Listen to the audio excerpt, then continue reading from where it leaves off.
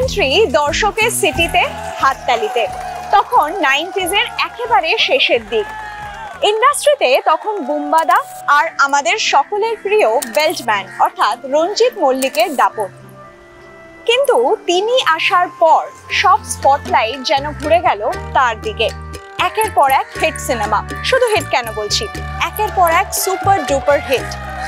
তবে যতটা স্পিডে তিনি এসেছিলেন অর্থাৎ স্পটলাইটে এসেছিলেন, ঠিক ততটাই স্পিডে যেন তিনি স্পটলাইট থেকে হারিয়ে গেলেন। আমি বলছি আপনাদের আর আমার সকলের ভীষণ প্রিয় অভিনেতা লোকেশ ঘোষের কথা। এই মুহূর্তে কি করছেন এই অভিনেতা, কেমন আছেন তিনি, কিভাবে দিন যাপন হচ্ছে তার, এই সমস্ত কিছু নিয়ে আজকের ইন্টারভিউ। এখানে আসলের কোনো দাম নেই, সবাই ছুটছে নকলের পিছনে। আরে এসো এসো এসো, বসো। কেমন আছো লোকেশ দা? ভালো আছি, এসো বসো। Thank you. আজকে তোমার সাথে আড্ডা মারবো, আড্ডা স্টেশন থেকে চলে এসেছি। একসময়ের হিট সিনেমার নায়ক লোকেশ ঘোষের বাড়িতে ঢুকেই চোখে পড়ল পুরনো পুরস্কারগুলো। আজ ধুলো জমেছে, ধুলো জমেছে 90-এর নায়কের হাসি মাখা ছবিগুলোতেও। এখন একাই থাকেন লোকেশ ঘোষ। অনেক দিনের জমা অভিমান নিয়ে কথা আরম্ভ করলেন। আমি একটু অ্যাভয়েডও করছিলাম কোনো ইন্টারভিউ দেওয়ার জন্য।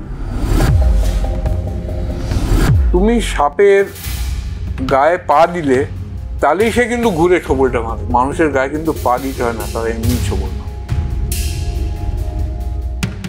লোকেশ দা, তোমার বাবা দেবেশ ঘোষ এত বড় একজন প্রডিউসার ছিলেন, অমিতাভ বচ্চন, উত্তম কুমার, সঞ্জীব কুমারের সঙ্গে কাজ করেছেন। তুমি ইন্ডাস্ট্রিতে আসার পর তিনি কি তোমাকে হেল্প করেছিলেন? একদম নয়, খুব না, এটা আমার ভাগ্য। এই আমার 3 আঙুলে যা লেখা আছে তাই হবে। আমি যখন যাই তখন বললো, শোন বোম্বার তো চিকেন পক্স হয়েছে, তো চল তুই ওই রোলটা কর। একটা সময় ছিল যখন বুম্বাদা স্পটলাইটে ছিল, তুমিও ছিলে, এবং সেই সময় তোমাদের মধ্যে ভালো বন্ধুত্ব ছিল। আমার খারাপ লাগে যখন আমার নিজের খুব কাছের লোকেরা। কিছুদিন আগে একটা খবর হয়েছিল তোমাকে নিয়ে, এবং সেটা বেশ কন্ট্রোভার্সি ক্রিয়েট করেছিল, যে তোমার বাড়িতে একজন বন্ধু এসছেন, বান্ধবী এসছেন। বান্ধবী? হ্যাঁ হ্যাঁ, এবং তাকে তুমি মদ্যপ অবস্থায় মেরেছো। আমার জীবনে 3টে ভালোবাসা এসেছিল।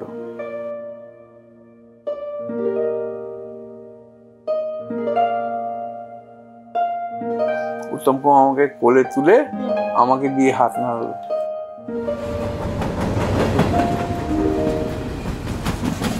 আমার সঙ্গে এই মুহূর্তে রয়েছেন লোকেশ ঘোষ। লোকেশ দা, কেমন আছো?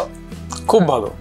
তোমাকে এত দিন ধরে চেষ্টা করছি যে তোমার ইন্টারভিউ কবে নেব, ফাইনালি তুমি আমাদের সময় দিয়েছো। থ্যাংক ইউ সো মাচ তোমার এই ব্যস্ত স্কেডিউলের মধ্যে থেকে, তার জন্য থ্যাংক ইউ। প্রথমে আমি আড্ডা স্টেশনের সকল দর্শকদের জানাই শুভ নববর্ষ।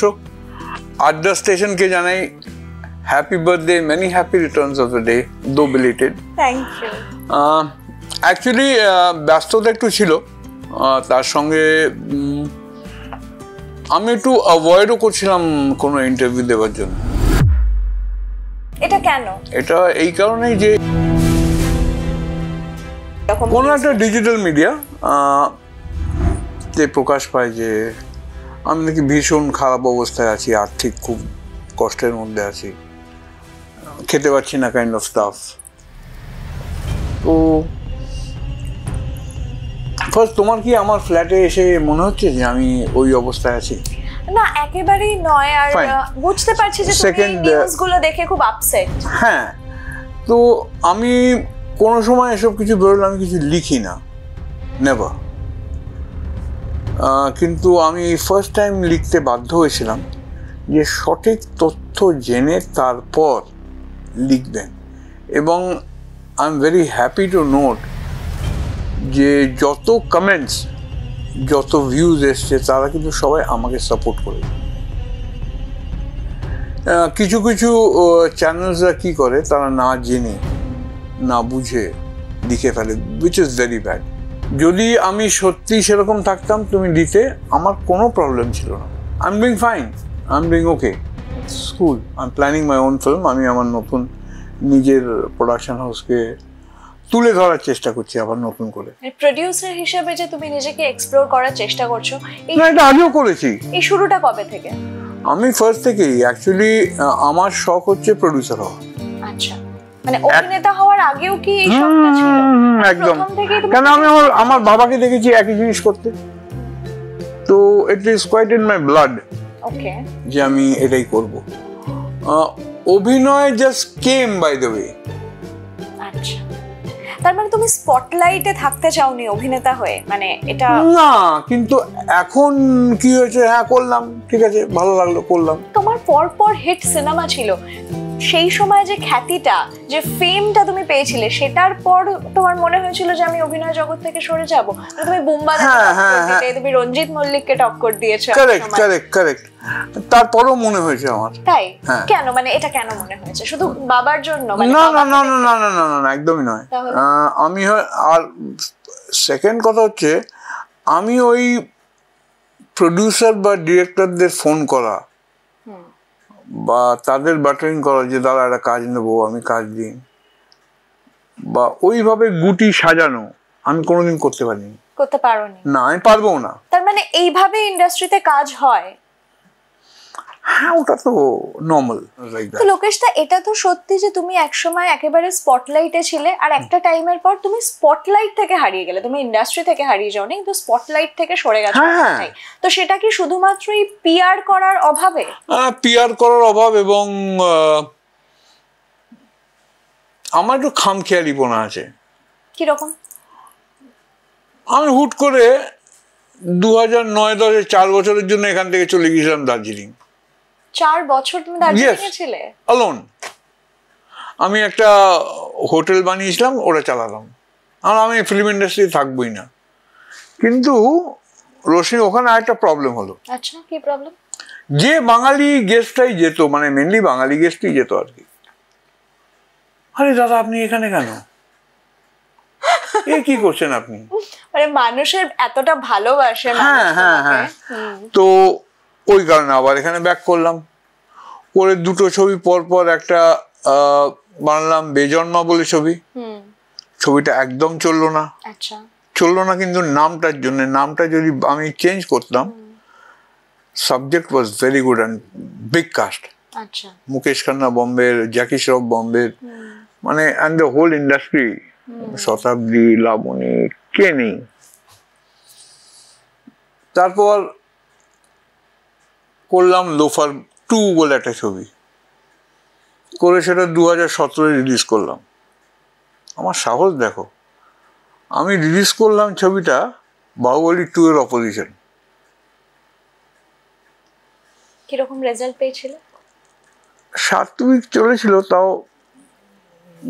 বাহুবলীটা যদি না থাকতো আমি প্রফিটে যেতাম, এটা আমি প্রফিটে যেতে পারিনি। তুমি তো জানতে যে বাহুবলী রিলিজ করছে, তাহলে এই সময় রিলিজ করার ডিসিশনটা কেন নিলে? কারণ এই মুহূর্তে দাঁড়িয়ে সাউথের ছবি যেভাবে হিট করে বাংলায়, সেটা সত্যি মানে চোখে পড়ার মতো। আমি ভেবেছিলাম একটা হিন্দি ছবি বলে বাংলা ছবিকে এফেক্ট করবে না, কিন্তু ওটা একটা এমন একটা ছবি যে ইভেন মফস্বলে একদম সুপারহিট হয়ে গেল। তো ওটা আমার ক্যালকুলেশনের ভুল ছিল। লোকেশ দা, তোমার ফিল্মি ক্যারিয়ারে যে এতগুলো হিট ছবি আছে, এগুলোর দিকে যখন ফিরে দেখো, তখন কি মন খারাপ করে, নাকি ইন্ডাস্ট্রির প্রতি ক্ষোভটাই আসে? ক্ষোভ না, এটা আমার ভাগ্য, এই আমার 3 আঙুলে যা লেখা আছে তাই হবে। তখন সদ্য বাজারে এসেছে ভিসিআর, সঙ্গে মোটা মোটা ক্যাসেট। একটা ক্যাসেটে একটাই সিনেমা। মনে আছে, বাড়িতে যেদিন ভিসিআর ভাড়া করে আনা হতো, সেদিন পুরো বাড়িতে উৎসবের মেজাজ। আর সিনেমার লিস্টে লোকেশ চুমকির সিনেমা তো মাস্ট। আজব শহর এই কলকাতা, এখানে আসলের কোনো দাম নেই।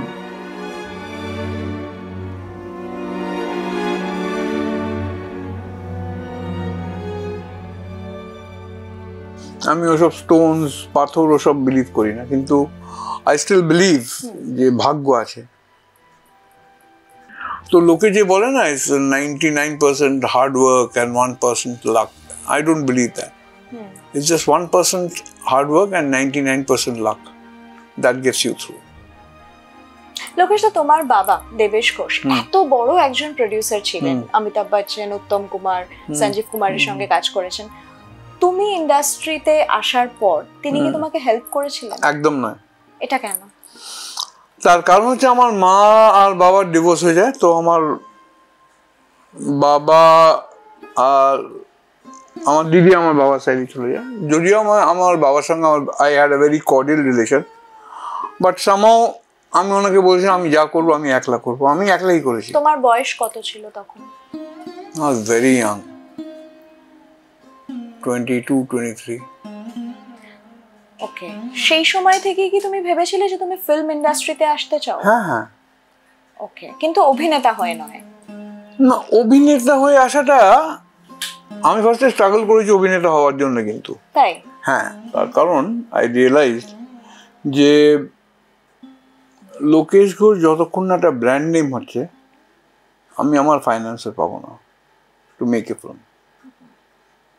তো then first I got into acting. 2-3টে ছবি হয়েছে, লোকেশ ঘোষকে মানুষ চিনেছে। শুধুমাত্র বাবা মার ডিভোর্সের কারণে বাবা তোমাকে সুযোগ দিলেন না? আমি এর ডিটেলসে কোনোদিন যাইনি। তুমি কখনো জিজ্ঞাসা করোনি? না। আচ্ছা,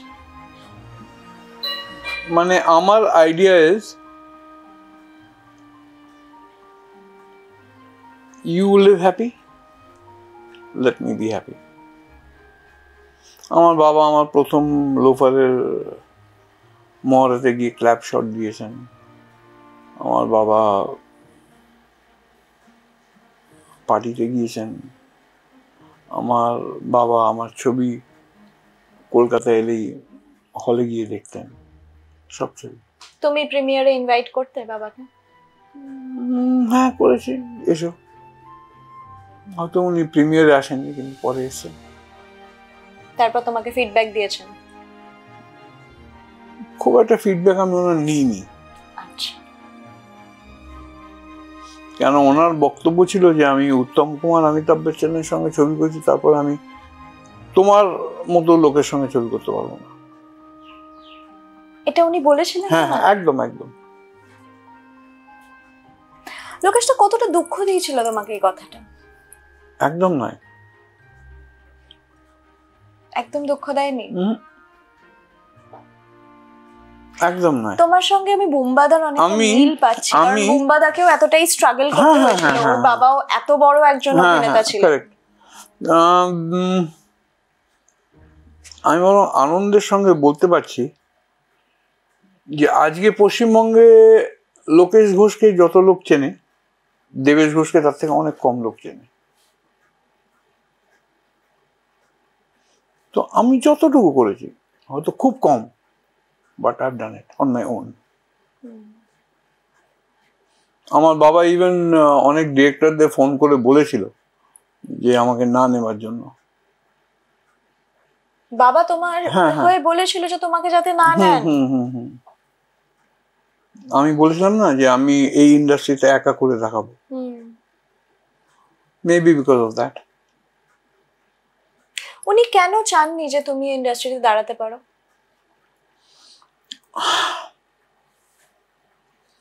তোমার কি মনে হয়? ফ্যামিলি প্রবলেম, মার সঙ্গে ego problem, that's about it. তুমি যখন এই পুরোনো দিনগুলো ফিরে দেখো লোকেশদা, তখন খারাপ লাগে, এটা আমি বুঝতে পারছি, কারণ আলাদা করে বলার কিছু নেই, কারণ সত্যিই খারাপ লাগার জায়গা। না, আমার ওই জায়গাটা খারাপ লাগে না। স্পটলাইট থেকে সরে গেলে সেটা খারাপ লাগে না? না না না, I know I am going to come back. Okay, I have that confidence in me. আমার খারাপ লাগে যখন আমার নিজের খুব কাছের লোকেরা, যারা যারা আমার পিঠে ছুরি মেরেছে। যখন আমার বাবা 2004 সালে মারা যান, উনি কোটি কোটি টাকার সম্পত্তি রেখে গিয়েছিলেন। খুব স্বাভাবিক, কারণ উনি একজন স্বনামধন্য পরিচালক, প্রোডিউসার ছিলেন, এবং তখন আমি খুব ব্যস্ত।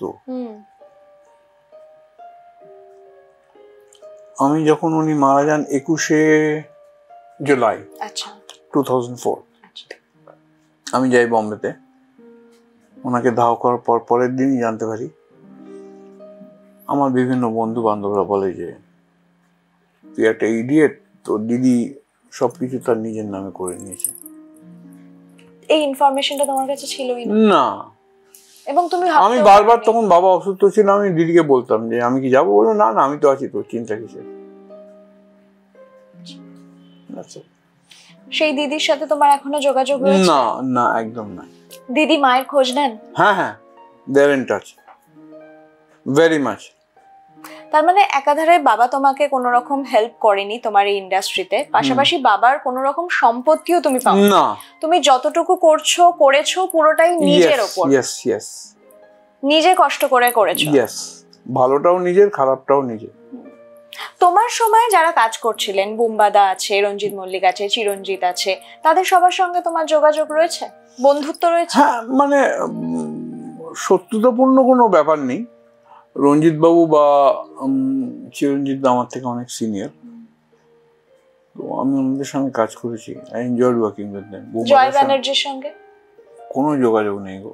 আচ্ছা, একবার দুবার দেখা হয়েছিল, তাও মেবি অ্যাবাউট 10-12 ইয়ার্স ব্যাক। একটা পোর্টাল তোমার সম্পর্কে একটা খবর করেছে কিছুদিন আগে, সেটা হচ্ছে বাবার ঘৃণা, দিদি ছলে লিখিয়ে নেয় সমস্ত সম্পত্তি, লরির দালালি করেন হারিয়ে যাওয়া অভিনেতা লোকেশ ঘোষ। আমার জীবন আমি শুরু করি মানে আমার স্ট্রাগলিং বাবার কাছ থেকে এসে। আমি তখন করতাম লরির দালালি। কোন সময়টা? মানে যখন আমি স্ট্রাগলিং, খুব সলিড কাঁচা পয়সা ওখানে, আর এখন দরকারও পড়ে না। লরির দালালি করে তুমি শুরু করেছিলে বললে, তারপরে একেবারে সিনেমায় ব্রেক কিভাবে পেলে? শুধুমাত্র লোকেশ ঘোষের ছেলে না না না, আমার এক গুরু ছিলেন বিজয় রায়, সাংবাদিক আজকালের, উনি আমাকে পিঠে নিয়ে নিয়ে ঘুরতেন। আচ্ছা। এবং বহু প্রডিউসার একজন আছেন, তিনি আর এই জগতে নেই, আমার বলা উচিত নয়, আমার ছবি থেকে এরকম করে ছুঁড়ে ফেলে দিয়েছিল, বললো যে যাত্রাবাড়ির সখা হবে। তো বিজয় রায় ওগুলো তুলে নেন ছবিগুলো, দিয়ে বলেন আমি আপনাকে কথা দিলাম 1 বছরের মধ্যে এই ছেলেকে আমি হিরো করে দেখাবো, আর বড় ডিরেক্টর, বড় ব্যানার নিয়ে। আমার সঙ্গে অঞ্জনবাবুর আগেই মানে পরিচয় ছিল আর কি। অঞ্জনবাবু আমার বম্বেতে যেতেন, আমার বাবার ওখানে আসতেন। তখন আমি দেখতাম সব গান রেকর্ডিং কলকাতা থেকে যারা যেত আর কি, সব আমার বাবাই অ্যারেঞ্জমেন্ট করে দিত, নয় বাপ্পি লাহিড়ী, নয় আর.ডি. বর্মন, ওদের থাকা। তো তখন থেকে পরিচয় ছিল, তখনই উনি আমাকে নিয়ে যান। তো অঞ্জনবাবু বলে তুই করবি? আচ্ছা করবি, তুই আমার নাচের বলে একটা ছবি আমি নিজে করছি, ওখানে কোনো প্রডিউসার নেই, এমন তুমি মুখ্যমন্ত্রী করছে। বললো না, ওখানে তো ফাইনাল হয়ে গেছে, কিছু করার নেই। ও তারপরে মুখ্যমন্ত্রী আরম্ভ হওয়ার কথা 1 বৈশাখ। তো সেই 1 বৈশাখের আগে হঠাৎ আমাকে বিশাল করে ফোন, পাচ্ছে না ফোন, তুই আয় এসে দেখা কর। তো আমি যখন যাই তখন বললো শোন, বোম্বার তো চিকেন পক্স হয়েছে, সেট পড়ে গেছে। তখন মুখ্যমন্ত্রীর প্রডিউসার বসছিল, তো চল তুই ওই রোলটা কর। First break. তুমি যখন প্রথমবার ক্যামেরার সামনে দাঁড়ালে, সেই অভিজ্ঞতাটা কেমন ছিল? নিজেকে কি সুপারস্টার মনে হয়েছিল? আমার এখনো মনে আছে ওই দিনটা। আমার 9টার কল, আমি 9:45 গেছি, NT1, গরমকাল, এপ্রিল মাস, খুব এক্সাইটেড, অনেক জামা কাপড় হ্যান ত্যান নিয়ে গেছি। আমার মেকআপ করে দিল, বাই 9:15 মেকআপ হয়ে গেল। তারপর একটা খুব মোটা শার্ট, খুব মানে মোটা কাপড়ের শার্ট আর জিন্সের প্যান্ট পরে বসে আছি। 10টা, 11টা, 11:30, 12টা, 12:30, আমাকে নিয়ে যাওয়া হলো সেটে। আমার first scene with Ranjit Mallick. আমার এখনো মনে আছে, আমার মায়ের রোলটা করেছিলাম, আমি নামটা মনে পড়ছে না আমার। তো আমি বলেছিলাম, মাকে বলছি, মা বাবাকে বলো না, বলো টাকার কথা বলো, যেমন একটা পিকনিকে যাবো। That was my first shot. আর এটা আমি কোনদিন ভুলবো না। মানে তোমার একটু নার্ভাস লাগেনি? না, এটা কিন্তু লাগেনি। আচ্ছা, যেহেতু তুমি ছোটবেলা থেকেই দেখছো, এই হ্যাঁ, পরিবেশের হ্যাঁ, মধ্যেই হ্যাঁ, রয়েছো, তোমার মাও একজন স্বনামধন্য অভিনেত্রী, তার কাছ থেকে তুমি অভিনয় শিক্ষা পেয়েছো? না, অভিনয় শেখা যায় না। It শেখা has to যায় না। come from your stomach. এখন তো এত ইনস্টিটিউশন রয়েছে অভিনয়ের জন্য, এত ওয়ার্কশপ হচ্ছে, তুমি কিভাবে তুমি, নিজেকে প্রিপেয়ার করেছিলে? ডান্স শেখা যায়, হুম। ফাইট শেখা যায়, কিন্তু acting it has to come from inside. এখান থেকেও না, একদম নাভি থেকে। আচ্ছা, তুমি যখন একেবারে ক্যামেরার সামনে দাঁড়ালে এবং তারপর তোমার কাছে বাকিটা খুব স্মুথ ছিল? সবসময় হয়তো নয়, হুম। কিন্তু খুব একটা টাফও ছিল না। আমি ক্যাচ অন করে নিতে করতাম। পেরেছো। আর তার কারণ আমি সবসময় আমার এতগুলো হিট হতো না। হ্যাঁ, আর আমি ডিরেক্টরস অ্যাক্টর। ওকে। আমার যদি director is happy, hmm. I am happy. তুমি একটু আগে যেটা বলছিলে লোকেশটা, সেটা হচ্ছে বুম্বাদার কথা, যে বুম্বাদার সাথে তোমার ভালো সম্পর্ক। একটা সময় ছিল যখন বুম্বাদা স্পটলাইটে ছিল, তুমিও ছিলে, এবং সেই সময় তোমাদের মধ্যে ভালো বন্ধুত্ব ছিল। এখনো কি সেইটা রয়েছে? দূর থেকেও সেই রেসপেক্টটা তো আছেই। আচ্ছা, মানে যোগাযোগটা হয়তো নেই। হ্যাঁ, যোগাযোগ নেই। বুম্বাদা সেই সময় থেকে এখনো পর্যন্ত নিজেকে ভেঙেছেন, নিজেকে অন্যরকম ভাবে এক্সপ্লোর করেছেন, বিভিন্ন সিনেমায় আমরা দেখেছি। তো সেই জায়গাটা তোমার ক্ষেত্রে হলো না কেন? তোমার কি মনে হয় শুধুই ভাগ্য? মানে পুরোটাই আমি তোমায় আগেও বলেছি, এখনো বলছি, জীবনটা হচ্ছে 99% ভাগ্য, 1% হার্ডওয়ার্ক। আমার সঙ্গে ঋতুদার গল্প ফাইনাল, ছবি ফাইনাল, টাকা ফাইনাল। ঋতুদা একটা ফ্ল্যাট কিনেছিল গল্ফ গার্ডেনের ভেতরে, ওখানে গিয়ে রেগুলার আমাকে স্ক্রিপ্ট পড়াতো, ঋতুদা শিখিয়েছে। তারপর ঋতুদা ব্যাংকক গেল, কেম ব্যাক এন্ড এক্সপায়ার্ড। আমার লাইফটাও চেঞ্জ হতে পারতো, হয়নি। তুমি তো এখন ভোজপুরি ইন্ডাস্ট্রিতে কাজ করছো। হ্যাঁ, করলাম। সেই এক্সপেরিয়েন্সটা একটু শুনবো তোমার। Very good. তাই? I had a very pleasant experience. আমি ডিটেলস এখনো বলবো না, কারণ ছবিটা বোধহয় ওরা ছট পুজোতে রিলিজ করবে। আচ্ছা, তোমার ওখানে কাজের অভিজ্ঞতাটা কেমন ছিল লোকেশ? Very good.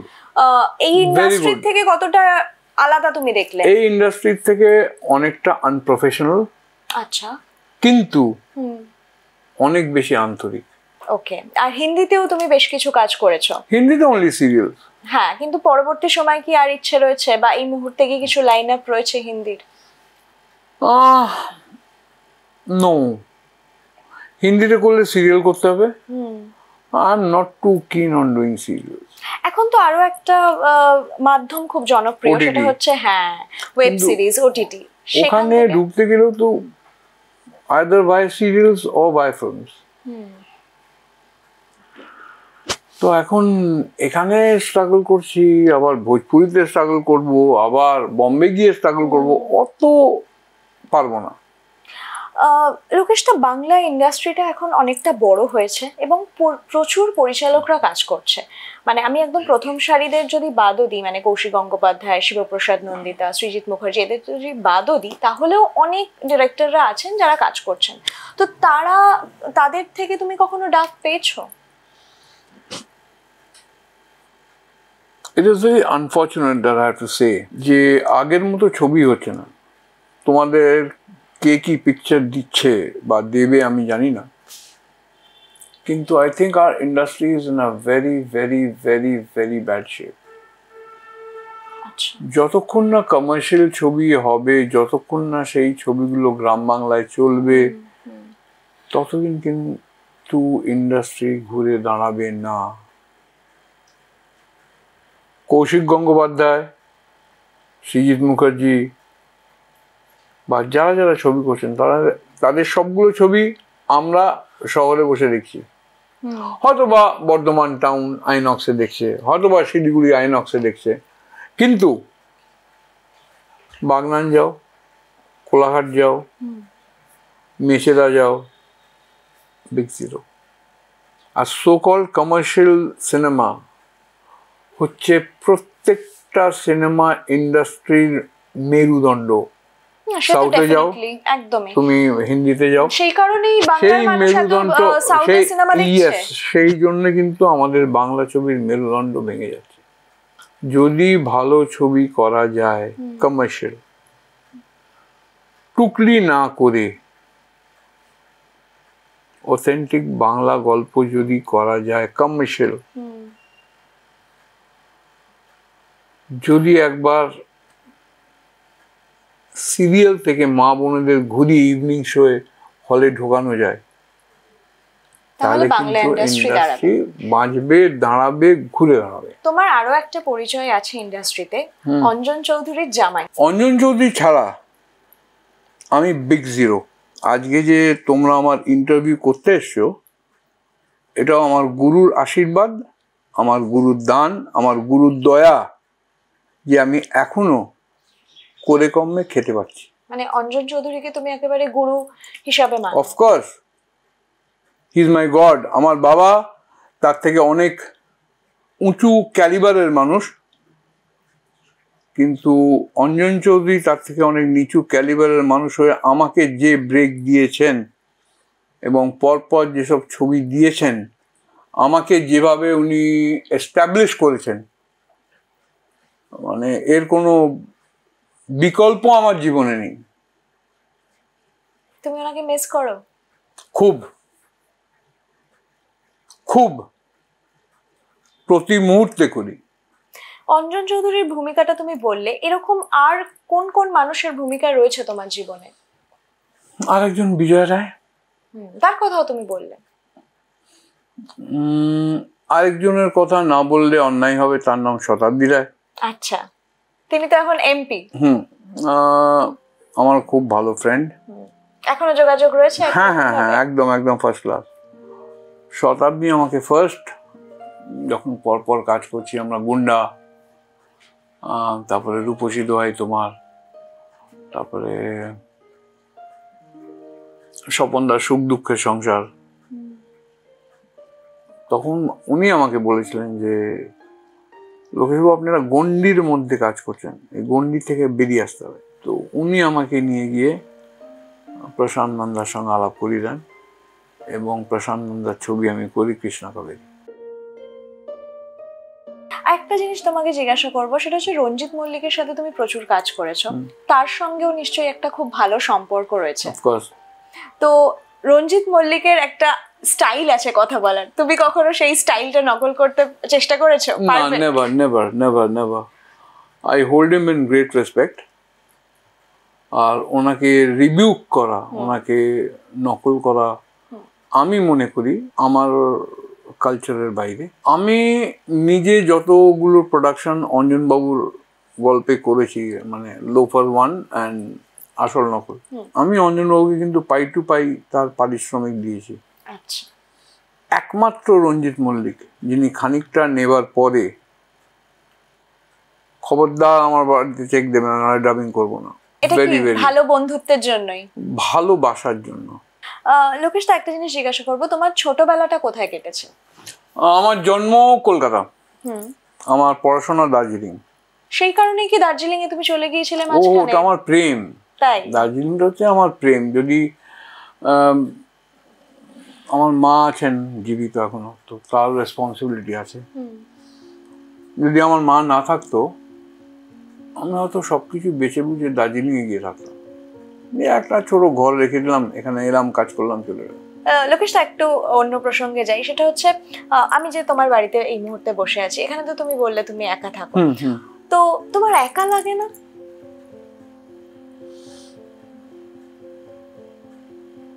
এখন অভ্যেস হয়ে গেছে। এখন আমি এমন একটা জায়গায় আছি যে বেশি ক্রাউড আমি আবার বেশিক্ষণ নিতে পারি না। তুমি একজন সঙ্গীর অভাব অনুভব করো না? Personal, all about that. আচ্ছা, তোমার সময় কাটে? আমার না, আমি একটা কথা বলি, আমার জীবনে 3টে ভালোবাসা এসেছিল, 3টেই টেকেনি এবং 3টেই খুব বাজেভাবে সেপারেশন হয়েছে। তো আমি একটা ফুল স্টপ লাগিয়ে দিয়েছি ওখানে। সঙ্গী full stop, full stop, full stop, full stop, full stop, full stop, full stop. এই মুহূর্তে যেভাবে রয়েছে এটাতে ভালো আছো, এনজয় করছো, অফকোর্স। এবং এইরকম ভাবেই থাকতে চাও? হ্যাঁ, আমি আমার গুরুকে ফলো করি, আমি অনেক লিখি। আচ্ছা, মানে সেটা কি শুধুমাত্র নিজের জন্যই নাকি পরবর্তীকালে সেটাকে আমরা বই হিসাবেও দেখতে পাবো? না, বই হিসেবে হয়তো পাবে না, সিনেমা হিসেবে পেতে পারো। সিনেমা হিসেবে? আচ্ছা। আমার নিজস্ব 1, 2, 3, 4টে গল্প অ্যান্ড স্ক্রিপ্ট রেডি। আমি এই কিডন্যাপ ভাবার সময় আমি দীর্ঘ 3 থেকে 4 মাস গরমের মধ্যে লেকে বেঞ্চে গিয়ে বসে থাকতাম। কেন? ভাবার জন্য যে এই যে কিডন্যাপ আমার মাথায় এসছে, এটা কি হবে, মানে কি করে তুমি স্টোরিটাকে বিল্ড আপ করবে? হ্যাঁ, আর এই সিক্রেটটা আমি বলে দিচ্ছি। কিডন্যাপে আমি লোকেশ ঘোষ, স্ক্রিনেও আমি লোকেশ ঘোষ, এইটুকু ডিসক্লোজ করলাম। বুঝতেই পারছি খুব ইন্টারেস্টিং কিছু একটা হতে চলেছে, সামথিং নিউ। তোমার ঘরে এসে প্রথমেই যেটা দেখেছি সেটা হচ্ছে উত্তম কুমারের একটা ছবি। তোমার বাবা উত্তম কুমারকে নিয়ে প্রচুর সিনেমা করেছে, টোটাল 22টা। তো তুমি উত্তম কুমারকে দেখেছো? সেই সৌভাগ্য হয়েছে? হ্যাঁ হ্যাঁ হ্যাঁ, খুব ছোটবেলায়। মানে আমি তোমার একটা কথা বলি, আমার 2-2.5 বছর বয়স থেকে না আমার সবকিছু মনে আছে। আচ্ছা। তো আমার মনে আছে আমার তখন বছর 4 বয়স হবে বোধহয়, তখন একটা ছবি হয়েছিল, হাসি পিসি হিরোইন ছিল সুমিত্রা মুখার্জি, উত্তম কুমার হিরো। আমার বাবা ছিল ওই ছবির সাউন্ড রেকর্ডিস্ট। আমরা গিয়েছিলাম দীঘাতে, দীঘা টুরিস্ট লজে আমরা ছিলাম। তো আমরা নিজেদের অনেক বড় বড় হনু ভাবি। তো আমার এখনো মনে আছে, আমার তখন 4 বছর বয়স, সকাল 6টা থেকে রাত্রির 12টা 1টা অবধি 20 থেকে 25,000 লোক দাঁড়িয়ে থাকতো উত্তম কুমারকে দেখার জন্য, একটা গ্লিম্পস। আমার মনে আছে উত্তম কুমার আমাকে, আমি খুব মোটা সরে ছিলাম, তো উত্তম কুমার আমাকে নিয়ে গেল বারান্দায়, আমার কোলে করে, গুরু গুরু গুরু, মানে 25-30,000 লোক চিল্লাচ্ছে, মানে বুঝতে পারছো? তোমার সেটা মনে আছে? হ্যাঁ হ্যাঁ হ্যাঁ, একদম পরিষ্কার, ভেরি ক্লিয়ার। উত্তম কুমার আমাকে কোলে তুলে আমাকে দিয়ে হাত নাড়ালো, এরকম করে, মানে আমার হাতটা ধরে আমাকে দিয়ে হাত না, আরো চিৎকার। আমার মনে আছে আমার তখন খুব ছোট, 4-5 বছর বয়স। উত্তম কুমার মারা যাওয়ার ঠিক আগে ন্যাপা কাকু ছিল ড্রাইভার। উত্তম কাকু আমাকে, আমার মা যেখানে থাকে পুনদাস রোড, ওখান থেকে নিয়ে যাবে, আজকে ওকে নিয়ে যাবো শুটিংয়ে। তখন আমার বাবার একটা ছবি হচ্ছে ব্রজবুলি বলে, উত্তম কাকু, সাবিত্রী চট্টোপাধ্যায়, পীযূষ বোস ডিরেক্টর। তো গড়িয়াহাট সিগন্যালে গাড়িটা থেমেছে, আর নিমেষের মধ্যে গাড়িটাকে ঘিরে ফেললো 500-600 লোক। খুব স্বাভাবিক। তো ওই উত্তম কুমার আমি মনে করি না আজকে বুম্বাদাও যদি রাস্তায় হাঁটে বা জিতও যদি রাস্তায় ওই হাঁটে, ক্রেজটা ওই ক্রেজ আমি কারোর দেখি, নট ইভেন অমিতাভ বচ্চন। বম্বেতে ফিল্ম আর্টিস্টরা বিন্দাস ঘুরে বেড়ায় রাস্তায়, নো ওয়ান ইজ বদার্ড, কেউ পাত্তাও দেয় না। তুমি তো হিন্দিতে অনেক সিরিয়াল করেছো, বাংলায় কখনো সিরিয়াল করার কথা মাথায় আসেনি? না না, হিন্দিতে করেছি মানে ওই তিনটে, তসবির, খোলা আসমান, জি হরর শো, আচ্ছা। বাস। বাংলাতে করেছি একটা অনিন্দদা একটা সিরিয়াল আমাকে জোর করে করিয়েছিল গ্যাস রোল, আরেকটা করেছি অঞ্জন চৌধুরীর মা ভাগ্নে, আরেকটা করেছি আমি রজত দাসের সিরিয়াল। এখন কি সিরিয়াল থেকে ডাক পাও? তার কারণ এটা আমরা জানি যারা সিরিয়াল করছে, মানে বাংলাতে বলো বা হিন্দিতে বলো, সেটা একটা মোটামুটি রেগুলার জব, সেখান থেকে একটা ফিক্সড ইনকাম আসছে এবং সেটা অনেকটা স্টেবল। তো তুমি সিরিয়ালে কি আর ইন্টারেস্টেড হবে? আমি জীবনে কোনোদিন স্টেবিলিটির পেছনে ছুটিনি ফার্স্ট। আর সিরিয়াল আমার সামহাও মনে হয় ইটস আ ফ্যাক্টরি। আচ্ছা। তুমি 10টার সময় ঢুকলে, অ্যাসিস্ট্যান্ট ডিরেক্টর এলো, লোকেশবাবু আপনার 3 নম্বর সিন, 5 নম্বর সিন, 6 নম্বর সিন, 7 নম্বর সিন, 9 নম্বর সিন, 10 নম্বর, 12 নম্বর সিন, 13 নম্বর সিন, মানে তুমি খালি মুখস্থ করে যাচ্ছ একদম করে। এন্ডিং কখন হবে তোমার ঠিক নেই, সকাল থেকে ধরো তুমি বসে আছো। আমি যা শুনি আর কি, আমার 2-4 জন বন্ধু বান্ধব করে, সকাল 10টায় ঢুকেছো, বিকেল 4টায় ডাকলো। মানে এইটা তোমার ভালো লাগে না? আই ওয়ান্ট প্রফেশনাল ওয়ার্ক, যাবো, কাজ করবো, চলে আসবো। লোকেশ, তো তোমার সাথে তো তাপস পালেরও খুব ভালো সম্পর্ক ছিল, তো সেটা কি একদম শেষ পর্যন্ত একই রকম ছিল? হ্যাঁ, শেষের দিকে তাপসদার সঙ্গে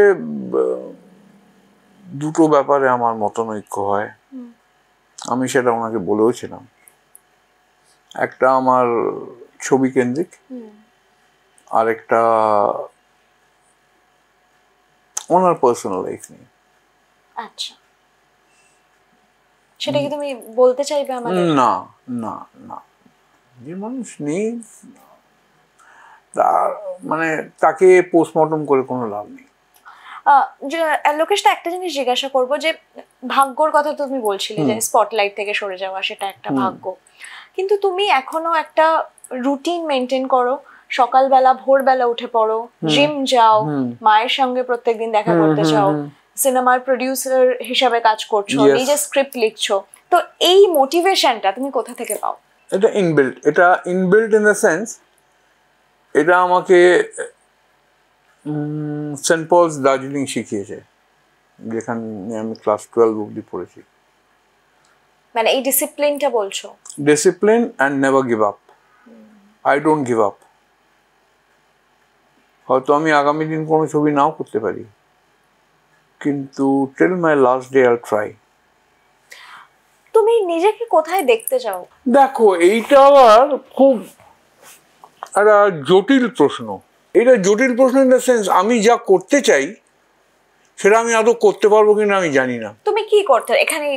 হ্যাঁ, কারণ তুমি প্রোডিউসার হিসেবে কাজ করছো। আমি এই লাইনের বাইরে একদম কিছু করতে চাই। আমি করতে চাই একটা home. Home? Yes. Home for? বলছি, হোম ফর অরফানস তো বটেই।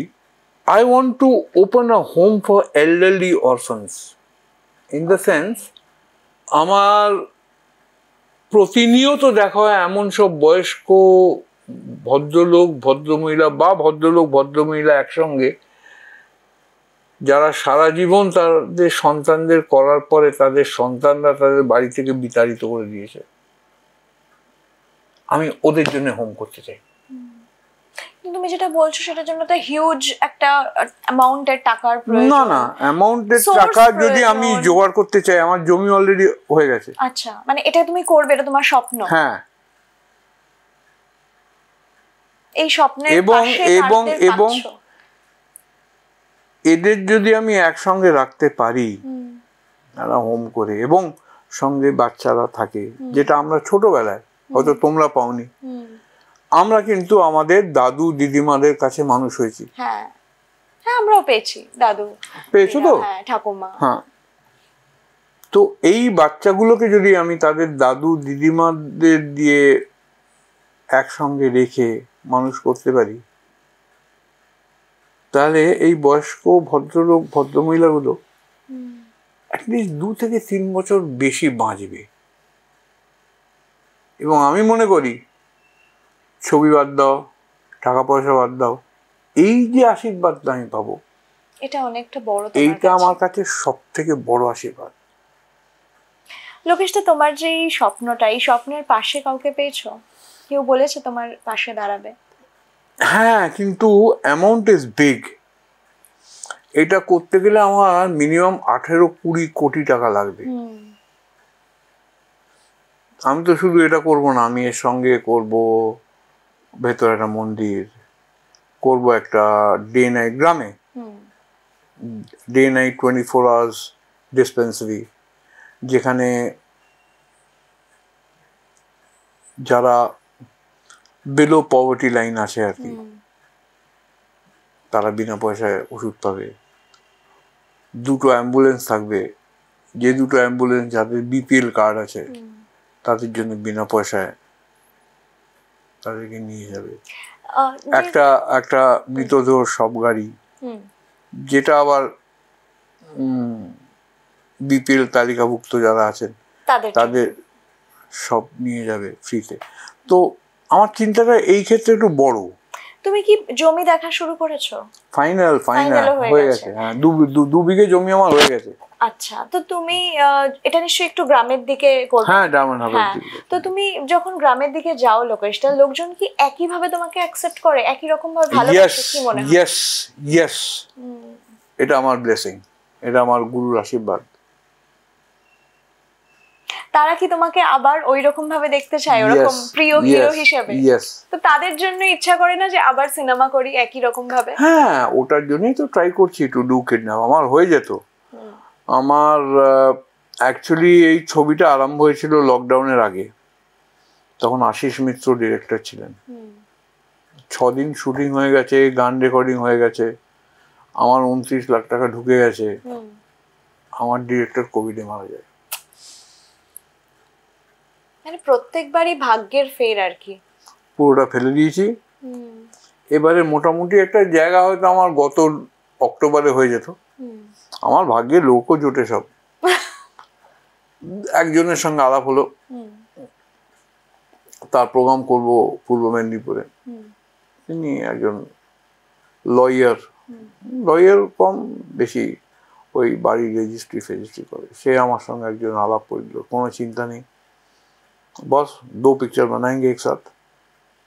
একদম 7ই অক্টোবর, নোট দ্য ডেট, 7ই অক্টোবর তুমি তোমার টাকা পেয়ে যাবে। আমি সব কিছু ফাইনাল করলাম। 7ই অক্টোবর থেকে আজকে কত তারিখ? এপ্রিল। কোনো দেখা নেই। মধ্যখানে সেই একবার ফোন করেছিল কোনো একটা কাজের ব্যাপারে, আমি হ্যাঁ ঠিক আছে ভাই। তো এখন আবার নতুন করে 2-3 জনের সঙ্গে কথা হচ্ছে। I hope it will be finalized very soon. মানে এই দুঃখগুলো তো থাকেই, ছোট ছোট না পাওয়া গুলোর থেকে দুঃখটা তো থাকেই। হ্যাঁ, তুমি সেটাকে না, এই যে টাকার লস হলো আমার, প্লাস ছবিটা হলো না। টাকার লস ঠিক আছে, আমি রেডি টু বেয়ার, কিন্তু এই যে ছবিটা হলো না। এখন তো আমরা প্রচুর অভিনেতাদের দেখছি নিজেদের প্রোডাকশন হাউস করতে, অঙ্কুশ আছে, দেব আছে, আরো রয়েছেন। তো তোমারও কি মনে হয় যে নিজে প্রোডাকশন হাউস করলে, নিজের সিনেমা করলে অনেক বেশি মাইলেজ পাওয়া যায়? হ্যাঁ, অফকোর্স। তুমি যদি এখন একেবারে হিরো হিসাবে আসো, তোমার হিরোইন হিসাবে আমরা কাকে দেখতে পাবো পরবর্তী ক্ষেত্রে বলছি? না, একদম হিরো হিসেবে তো আসা যাবে না, আমার ছবি তো আমি হিরো নই। আচ্ছা, এখন যদি আমি মনে করি যে আমি গাছের তলায় দুলে দুলে গান গাইবো, না, তুমি মেইন ক্যারেক্টার তো হতে পারো। হ্যাঁ, ওই তো ওই মেইন ক্যারেক্টারের মতো যারা হবে। তোমার পছন্দের তালিকায় কোন হিরোইনরা আছে? আমার এই ছবির জন্য বম্বের একজন আছে, I can't disclose the name. না সেটা বলতে বম্বের হবে না। দুজন আছে, আই কান্ট ডিসক্লোজ। আচ্ছা, বাংলা ইন্ডাস্ট্রির কোন হিরোইনকে তোমার পছন্দ তোমার অভিনেত্রী হিসাবে? বাংলায় এক এবং অদ্বিতীয় হচ্ছে ঋতুপর্ণা সেনগুপ্ত। আচ্ছা, ওর থেকে ভালো অভিনেত্রী আমার সৌভাগ্য যে আমি দুটো ছবি করেছি ওর সঙ্গে। ওর মতো switch on and switch off actress আমি দেখিনি, কিন্তু ওকে নিয়ে কাজ করার হ্যাপাও আছে। ও 9টার কলে 12টায় ঢুকবে, 1টায় ঢুকবে, কিন্তু ও যে 1টায় ঢুকবে ও কিন্তু 4টের মধ্যেও সারাদিনে কাজ নামিয়ে দেবে। তা ঋতুদির কথা তুমি বললে, ঋতুদি ছাড়াও তো প্রচুর অভিনেত্রীরা কাজ করছে, তোমার কার কাজ ভালো লাগে? আমার শ্রাবন্তী আমার ফেভারিট। ওকে, আর নিউ এজদের মধ্যে কে কে আছে? ঈশা আছে, কৌশানী রয়েছে, সৌরসেনী রয়েছে। None of them. কারোর কাজ ভালো লাগে না? না না, দে আর নট, ওদের ওই ডেপথ নেই। ঋতু বা শ্রাবন্তী বা Subhashree, Mimi, Subhashree, Mimi is good, Nusrat is good, আচ্ছা। They are good. তুমি অভিনেত্রীদের কথা বললে, অভিনেতা হিসেবে তুমি কাকে এগিয়ে রাখবে আজকের তারিখে দাঁড়িয়ে? বুম্বাদা ছিল, আছে, থাকবে। তাছাড়া এই ছেলেটির অভিনয় আমার দারুণ লাগে, দারুণ। না না না, দেব না। অঙ্কুশ? আরে মেদিনীপুরের ছেলে, থিয়েটার করতো, এবারে এখন সিনেমা করছে। অনির্বাণ, আচ্ছা, ব্রিলিয়েন্ট। অনির্বাণকে খুব ভালো লাগে তোমার? ব্রিলিয়েন্ট।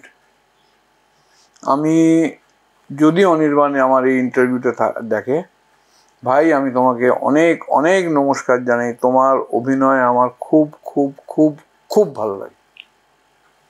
কোন সিনেমাটা সব থেকে ভালো লেগেছে? আমার ওই সিনেমাটা, এই সিজিদ্দার ছবিটা, যেখানে ও একটা গুন্ডার রোল করেছিল, আর পরম ওয়াজ পুলিশ অফিসার, বাট দ্বিতীয় পুরুষ। তুমি যদি ওদের ওই লাস্টের গোডাউন সিনটা দেখো না, আমি দেখেছি। মানে পরম বড় অভিনেতা। ভালো লাগে তোমার পরমব্রতকে? না না, আমার পরমকে না এরকম করে নিংড়ে চিবিয়ে যা, এটা মনে হয়েছে তোমার? উফ, হি ইজ সো গুড। আমি ওর সামনে কোনোদিন অভিনয় করবো না। করবে না? না না, একদম না। ভয় লাগে তোমার? হ্যাঁ, আমি সাইলেন্ট শট দিয়ে বেরিয়ে আসবো। মানে হি ইজ সুপারব, সুপার। আমি ওকে কোনোদিন দেখিনি,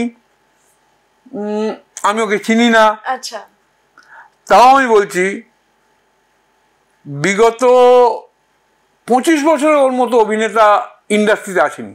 এ ভাই কি অভিনয় করেছে, সো ন্যাচারাল। এরকম না আমার সামনে বসে না হাসতে হাসতে লোকেশ দা করতে করতে আমি চিবে। আচ্ছা লোকেশ, আমরা ইন্টারভিউর একেবারে শেষ পর্যায়ে এসে গেছি। একটা প্রশ্ন তোমাকে করছি, সেটা হচ্ছে যে কিছুদিন আগে একটা খবর হয়েছিল তোমাকে নিয়ে, এবং সেটা বেশ কন্ট্রোভার্সি ক্রিয়েট করেছিল, যে তোমার বাড়িতে একজন বন্ধু এসছেন, বান্ধবী এসছেন, হ্যাঁ, এবং তাকে তুমি মদ্যপ অবস্থায় মেরেছো, আর তারপরে পুলিশ তোমাকে খুঁজছিল এবং সেই সময় তুমি পলাতক ছিলে।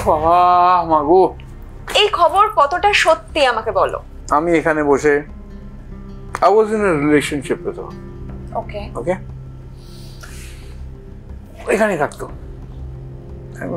সেই সম্পর্কটা নিশ্চয়ই নেই? না না, ও তো আমার গলা কেটে চলে গেছে, ঠিক আছে। তো ডাক্তার এলো, আমি খাবো, খেয়ে ঘুমো। I was very tired. দিয়ে আমি খাওয়া দাওয়া করে ঘুমোচ্ছি, আমি মোবাইল এরকম ফেলা আছে, তখন আমি মোবাইল লকও করতাম না। ওকে, এবারে আমার ফেসবুকে অনেক ফ্রেন্ডস, তো আমি তাদের কারোর সঙ্গে একটা জমি নিয়ে চ্যাট করেছিলাম আর কি। তো সেখানে টাকা পয়সার লেনদেনের কথা হয়েছে। হ্যাঁ, তুমি আমাকে কিছু টাকা পাঠাও, তাহলে আমি, এটি মেয়ে, ওদের পৈতৃকার সম্পত্তি। I was interested to do this. তখন সোনারপুরের দিকে, ওই যে প্রজেক্টটা আমি বললাম তুমি যেটা ডায়মন্ড হারবার করবে বলছো। ওকে, আমি ঘুমিয়ে আছি, বেঘরে ঘুমোচ্ছি, সে গিয়ে আমাকে দুম দাম মারতে থাকে। আচ্ছা, তখন হকপকি কি হয় যে ঝট করে উঠে তুমি একটা ধাক্কা দেবে, এই ধাক্কা দেওয়াতে ওর মাথাটা দেওয়ালে লাগে। And she made a case out of it to put me behind bars, to teach me a lesson. আচ্ছা, তাহলে তোমাকে পাওয়া যাচ্ছিল না কেন? এই ঘটনার পর তুমি কোথায় চলে গেছিলে বাড়ি থেকে? না না, কোথাও যাইনি। ওদিন আমার বন্ধুর হজে যাওয়ার ছিল। I dropped him to the airport. আমি এয়ারপোর্ট থেকে পরের দিন আমার শো ছিল, তো I said I'll go off. আমি দুখানা শো করেছি, ঝাড়গ্রাম আর মেদিনীপুর। শো করে তখন দেখি কাগজ এসব বেরোতে আরম্ভ হয়েছে, ঠিক আছে। অ্যান্ড 2 days আমি আমার লয়ারকে ফোন করলাম, দাদা ছাড়ুন তো, সোমবার দিন আসুন, আপনার বেল হয়ে যাবে। সোমবার দিন এলাম, বেল হলো। ঘটনা হচ্ছে, আসল ঘটনা হচ্ছে এটা। উনি আমাকে মেরেছেন। তারপর থেকেই তোমাদের মধ্যে আর কোনো সম্পর্ক নেই? না, তারপরেও ছিল ভুল, যদি আমি বলি। তারপরেও ছিল? হ্যাঁ, তারপরেও ছিল। তারপরেও তুমি রেখেছিলে সম্পর্ক? ইয়েস, কিন্তু সেটাও ভুল ছিল। আমার ভুল আমি সবসময় স্বীকার করি। ওই জন্য বলছি না, সঙ্গী stop stop stop stop stop. তোমার যে জীবন এই মুহূর্তে রয়েছে সেটা তুমি কাটাচ্ছ নিজের মতো করে, নিজের মতো করে বেঁচে আছো এবং নিজের মতো করে আমি খুব ওয়াইল্ড লাইফ ফটোগ্রাফি করি। তাই? হ্যাঁ। আচ্ছা, এটা তোমার শখ ছোটবেলা থেকে? হ্যাঁ হ্যাঁ, আমি বনে জঙ্গলে যাই। তুমি কোথায় কোথায় গেছো এখনো পর্যন্ত? আমি দার্জিলিং এর এমন সব জঙ্গলে গেছি যেখানে কোনো লোক আজ অব্দি পাই দেয়নি। যেমন একটা নাম শুনি। টাইগার হিল থেকে তুমি যদি নামতে আরম্ভ করো, ওই রাস্তাটা সোজা যায় কিন্তু তিস্তা। ওখানে মধ্যিখানে জঙ্গলের ভেতর থেকে ডান দিকে যদি ঢুকে যাও, বাংলো আছে। ওই জায়গাটার নাম আমিও জানি না, বাংলো আছে। ব্রিটিশরা কি কি বাংলো করে রেখেছে দার্জিলিং এর ফরেস্টে, ইউ ক্যানট ইমাজিন। আমি ওখানে গিয়েছিলাম, ওখানে গিয়ে আমি ভাল্লুক, বাঘ, স্পটেড লেপার্ড, ব্ল্যাক লেপার্ড সব দেখেছি। এবং সেই ছবিও তুলেছো? হ্যাঁ। মানে এটা তোমার হবি? ইয়েস। কত ছোটবেলা থেকে এই হবিটা তোমার? স্কুল লাইফ থেকে। স্কুল লাইফ থেকে? Yes yes. আর আমি একটা জিনিস রিয়েলাইজ করেছি জীবনে, ধরো আমি হাঁটছি তো, আমার থেকে ধরো 20 মিটার দূরে একটা ভাল্লুক হাঁটছে, আমি হেঁটে বেরিয়ে গেলাম, সেও হেঁটে বেরিয়ে গেল। তুমি যদি কোনো বন্য জানোয়ারকে ডিস্টার্ব না করো, তাহলে কিন্তু তারা তোমাকে ডিস্টার্ব ক্ষতি করবে না। তুমি সাপের গায়ে পা দিলে তাহলেই সে কিন্তু ঘুরে ছোবলটা মারবে। মানুষের গায়ে কিন্তু পা দিতে হয় না, তারা এমনি ছোবল মারে। যেটা বলছিলে যে ছোবল মারার বিষয়টা, তার আগেও তুমি বলেছো যে 3টে সম্পর্ক তোমার বাজেভাবে কেটেছে, তো এক্ষেত্রেও কি এরকম হয়েছিল? বিশ্বাস ভঙ্গ হয়েছিল? হয়তো ছিলই। ক্ষতি শুধু মানসিক যে হয়েছে তা নয়, আর্থিক। কিন্তু আমাদের মা, দিদিমা, ঠাকুমা যারা বলে না, কারো কোনো ক্ষতি করো না, কারোকে ঠকিও না, অল রাবিশ। যারা আমাকে ঠকিয়ে গেছে তারা আমার থেকে অনেক ভালো আছে। লোকেশ, তো জীবনের এই পর্যায়ে এসে দাঁড়িয়ে কি মনে হয় যে জীবনটাকে যদি তুমি পিছনে ফিরে দেখো, তাহলে মনে হয় যে দ্বিতীয় ইনিংস তুমি শুরু করবে, প্রডিউসার হিসাবে এক্সপ্লোর করবে নিজেকে, বা যে যে কাজগুলো রয়েছে সেগুলো করবে, কিন্তু সেই পুরনোটাকে ভুলে গিয়ে করতে পারবে? দেখো, এটা মিথ্যে কথা বলা হবে যে আমি যদি পাস্টকে ভুলে যাই। কোনো মানুষ পাস্ট বলে না। ভুলে গিয়ে নয়, ওগুলোর থেকে শিক্ষা নিয়ে এগিয়ে যাওয়া। ওগুলো যাতে প্রত্যেকটা মুহূর্ত আমার মাথায় থাকে, যাতে আমি আর ভুল পদক্ষেপ না ফেলি। কাজের জায়গায় কতবার রিজেক্ট হয়েছো তুমি? প্রচুর প্রচুর, কোনো একটা ভুল যেটা তোমার মনে হয় যে চেঞ্জ করলে ভালো হয়, ভালো হতো? আমার সিগারেট খাওয়াটা যদি বন্ধ করতে পারতাম। এটা কি তোমাকে জিম ট্রেনার বলেছে? না, জিম ট্রেনার বলে, কিন্তু তাও তো জিমে ঢোকার আগে একটা সিগারেট খাই, জিম থেকে বেরিয়ে একটা সিগারেট খাই, কিন্তু তাও জিমটা করি রেগুলার। আর কোনো শখ বা নেশা রয়েছে তোমার এই মুহূর্তে? একটা তো হচ্ছে হোমটা, আর সেকেন্ড হচ্ছে যে আমার মা, তুমি জানো, she is about 82 now, going to be 82 at least। And touchwood উনি এখন খুব সুস্থ আছেন এই বয়সে। একদম। উনি যাবার আগে যেন আমি কিডন্যাপটা রিলিজ করে হিট করাতে পারি, যাতে উনি তোমার একটা হিট দেখে যেতে পারে। ইয়েস, এই ইচ্ছেটা তোমার রয়েছে। তোমার ইচ্ছে ডেফিনেটলি সফল হবে। Thank R you. আমরা সবাই তোমার পাশে রয়েছি, Thank যারা you তোমাকে so much. ভালোবাসে। লোকেশটা, তোমার এত ফ্যান ফলোয়ার্স, এত ভক্ত, এত মানুষ তোমাকে ভালোবাসে, তোমার কাজ ভালোবাসে, তারা সবাই তোমার পাশে রয়েছে। আমরা তো অবশ্যই রয়েছি। Thank you so much. আর আপনারাও এরকম আড্ডা ইন্টারভিউজ দেখার জন্য অবশ্যই চোখ রাখুন আড্ডা স্টেশনে। কথা হলো লোকেশ ঘোষের সঙ্গে, একসময়ের পর্দা কাঁপানো অভিনেতা। তার জীবনের জমা অভিমান, দুঃখ, আরও নানান কিছু নিয়ে কথা হলো। এই সমস্ত জমে থাকবে স্মৃতির পাতায়। আজকের আড্ডা আপাতত এইটুকুই। দেখা হবে আবার কোনো অন্য এক স্টেশনে অন্য কোনো সেলিব্রিটির সঙ্গে। ততক্ষণ দেখতে থাকুন আড্ডা স্টেশন। অনুগ্রহ করে শুনবেন 1504-2024 সেলিব্রিটি এক্সপ্রেস রাত 10টা বেজে 5 মিনিটে আড্ডা স্টেশনে আসছে।